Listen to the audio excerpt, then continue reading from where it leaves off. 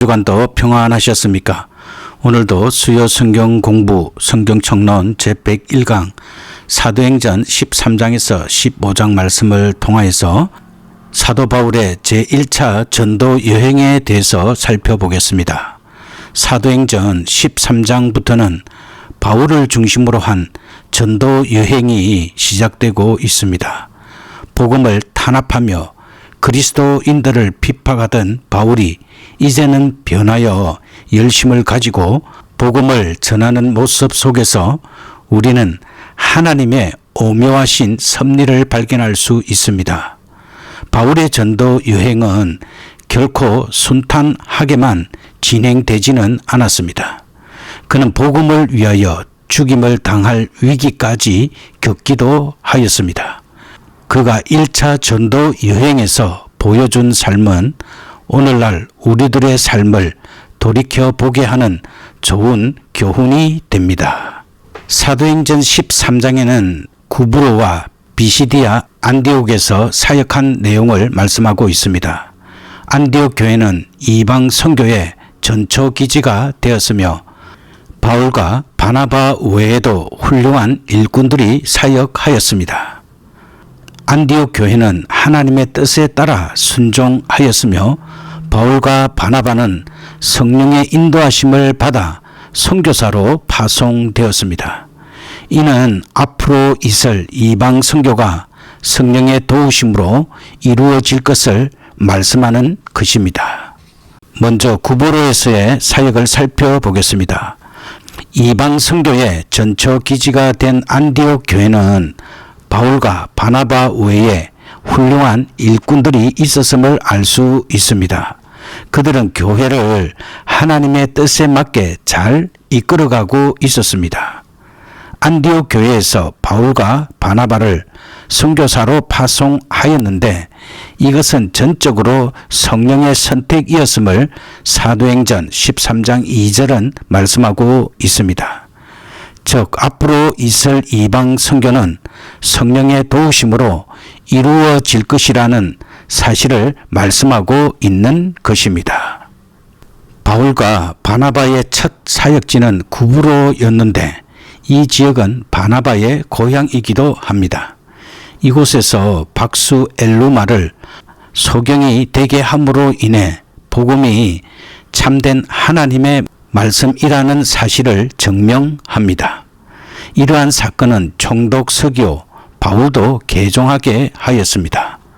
다음으로 바울은 비시디아 안디옥에서 설교할 기회를 얻어 설교를 하는데 그의 설교는 믿음으로 의롭게 되는 이신덕이 신앙이 내포되어 있으며 예수 그리스도의 신성과 메시아 되심을 강조하고 있습니다. 이러한 설교에 감동을 받은 비시디아 안디옥의 백성들은 복음을 믿게 됩니다. 이 또한 성령의 도우심이 있었기에 가능한 일이었습니다. 한편 바울의 설교에 민감한 반응을 보인 유대인들이 바울을 비방하지만 그는 그들의 비방에 전혀 아랑곳하지 않고 더욱더 담대히 이방인의 선교의 사역을 계속 진행하게 됩니다. 바로 이것은 전도의 중요성을 말씀하고 있는 것입니다. 그리스도인이라면 반드시 전도해야 합니다. 이 전도가 매우 중요하다는 것을 알면서도 실제로 행하기는 꺼려 합니다. 그 이유는 너무나 힘들기 때문입니다. 그러나 우리는 한 가지 기억해야 할 것입니다. 전도를 하는데 따르는 많은 어려움을 극복하면서 희생을 한 믿음의 선진들이 있었기에 오늘의 우리가 있게 되었다는 사실입니다. 사도행전 14장은 1차 전도 여행을 마치고 와서 선교 보고를 하게 됩니다. 비시디아 안디옥에서 쫓겨난 바울은 이고니온으로 가서 복음을 전하는데 재미난 현상들이 나타나고 있습니다. 또 이곳에서 박해를 피해 루스드라로 가게 됩니다. 사도 바울은 전도 여행을 마치고 다시 수리아의 안디옥으로 돌아와 선교 보고를 하게 됩니다. 바울과 바나바를 신으로 오해하기도 하였습니다. 바울은 이고니온에서 바나바와 함께 복음을 전합니다. 그 방법은 유대인의 회당에서 복음을 전하는 것이었습니다. 복음을 전하는 데 있어서 두 종류의 무리들로 나누어집니다. 즉 복음을 수용하며 바울과 바나바를 따르는 자들과 그렇지 않고 오히려 핍박하는 자들입니다. 핍박받는 가운데서도 이들은 상당히 오랜 시간을 머물면서 복음을 전거하였습니다. 그러나 결국 생명의 위협을 느낀 그들은 이고니온을 떠나 데베와 루스드라 지방으로 전도 장소를 옮겨야만 했습니다. 이곳으로 온 바울과 바나바는 나면서부터 안전뱅이 된 자를 고쳐줍니다. 이로 인해 루스드라 사람들은 바울과 바나바를 각각 자신들의 신으로 오해하게 됩니다. 그러나 바울과 바나바는 자신들은 경배를 받을 수 없으며 경배의 대상은 오로지 살아계신 하나님이심을 강력하게 증거하게 됩니다. 참고 성경 구절은 사도행전 14장 14절에서 18절입니다. 바울과 바나바의 사역을 통하여서 우리는 복음이 능력 있게 역사함을 알 수 있습니다.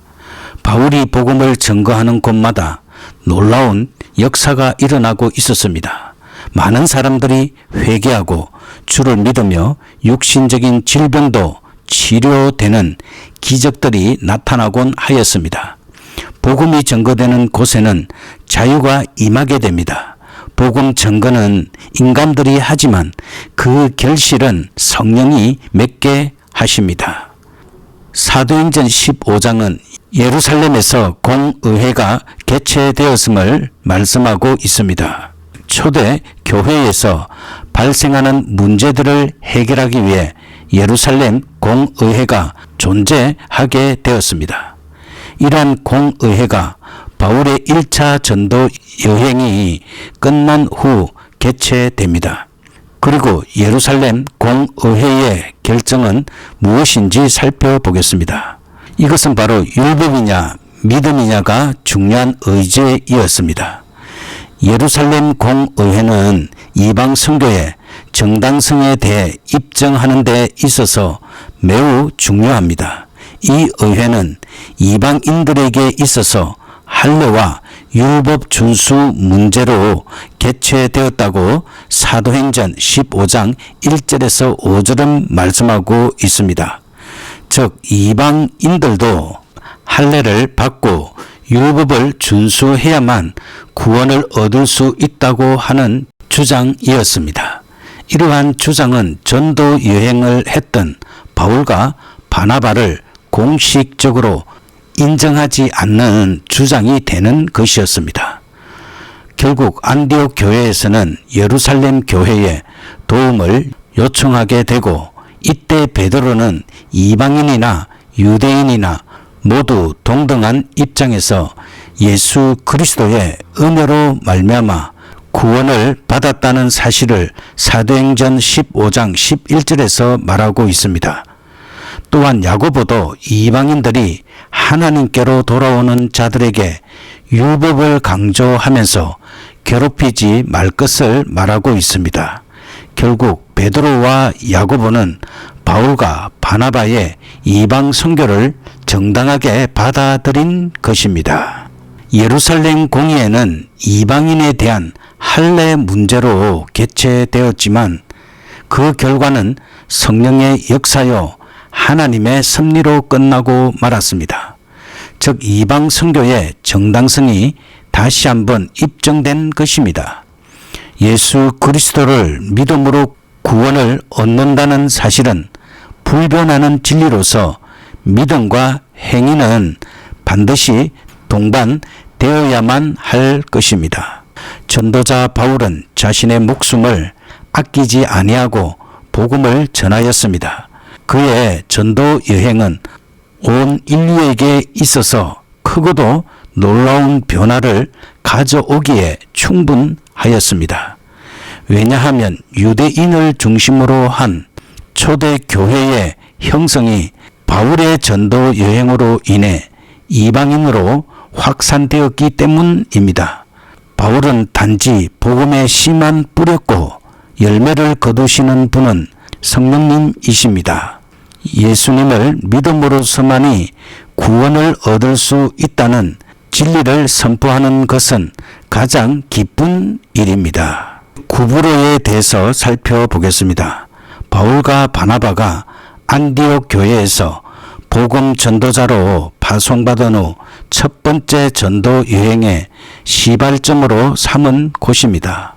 지중해에서 세 번째로 큰 섬인 구브로는 오늘날의 터키인 길리기아 남쪽 74km 그리고 시리아 서쪽 96km 지점에 위치해 있습니다. 구약시대에는 수도였던 키티온의 이름을 따서 기띔이라 불렀습니다. 오늘날은 키프로스로 잘 알려져 있습니다. 지리적 배경은 다음과 같습니다. 구브로 섬은 길이가 224km에 달하며 그 폭은 96km가량 됩니다. 길리기아와 시리아의 해안에 인접해 있으며 소아시아와 이집트 사이에 위치해 있기 때문에 역사와 문명의 중요한 요충지로서의 역할을 감당하였습니다. 구브로의 남서 지역은 산악지대로 제일 높은 산 봉우리는 해발 약 1951m인 트로두스이며 북동부에는 메조리아 대평원이 있습니다. 오늘날 키브로스의 수도인 니코시아가 이곳에 위치해 있습니다. 역사적 배경은 다음과 같습니다. 이 섬은 지중해의 전략적 요충지에 위치하고 있으며 구리와 목재에서 나오는 수입으로 오랜 기간 동안 상업적 요충지로 인정받은 곳이었습니다.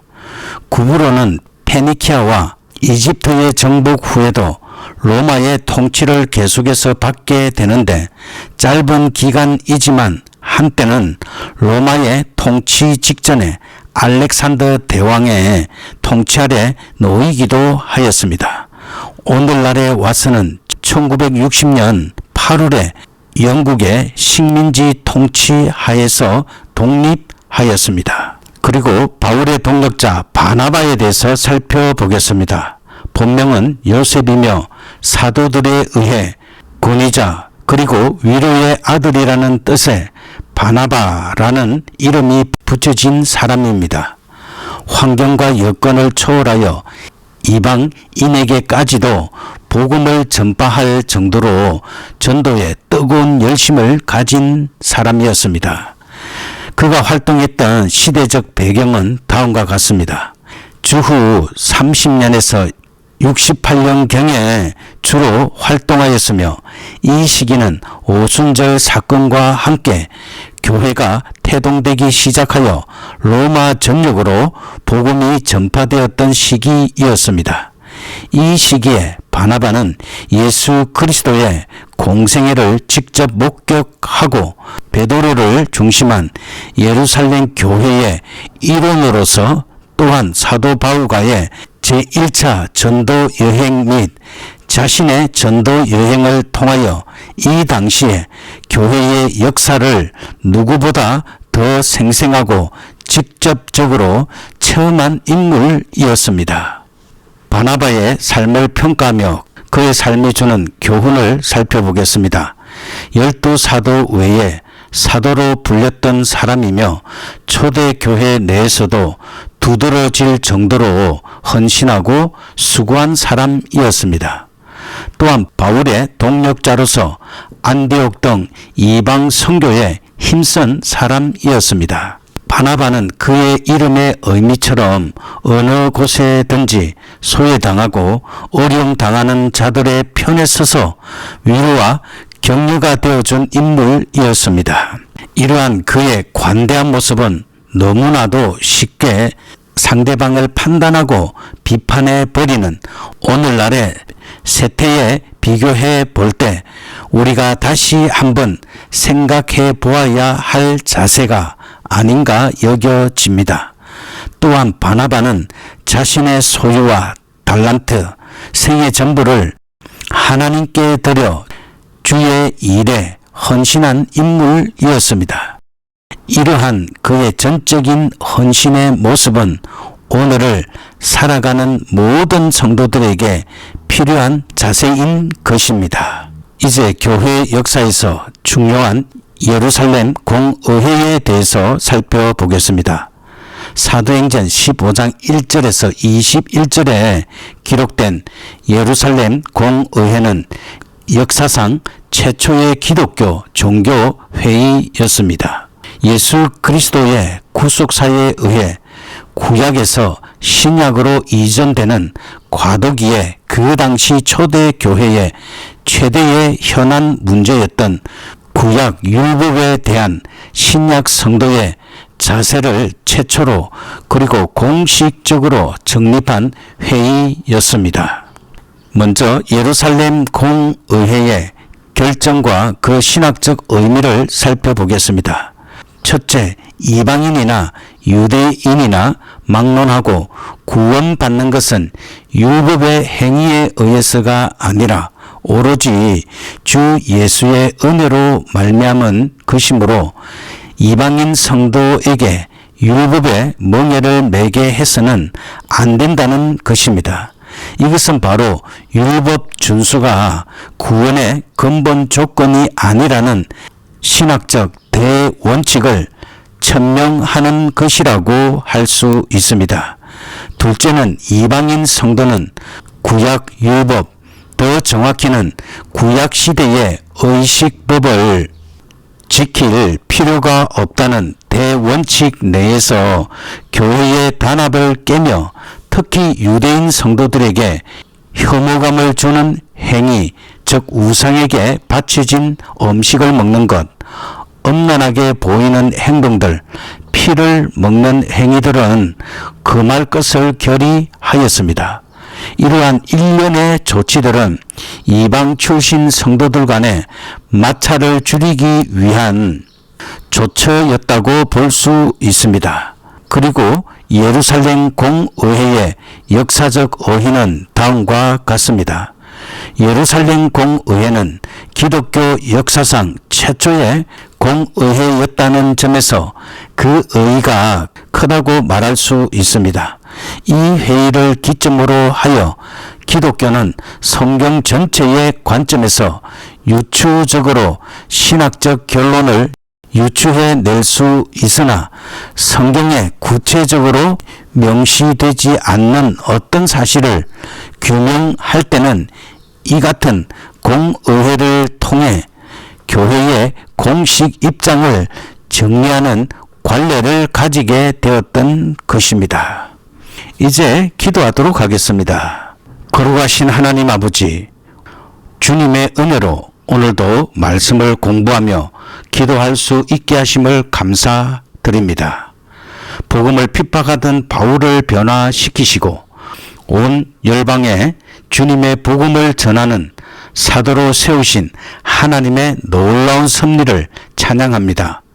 주님, 우리가 바울과 바나바처럼 성령의 인도하심에 순종하게 하시고 세상의 어려움과 반대 속에서도 믿음을 지키며 복음을 전거할 수 있는 담대함을 허락하여 주시옵소서. 또한 예루살렘 공의회에서 주님의 은혜로 말미암아 구원이 이루어진다는 진리가 확정된 것처럼 우리가 구원의 복음을 전거하여 이 땅의 모든 사람들이 예수 그리스도를 믿고 참된 자유를 누릴 수 있도록 역사하여 주시옵소서. 감사드리며 예수님의 이름으로 기도드립니다. 아멘.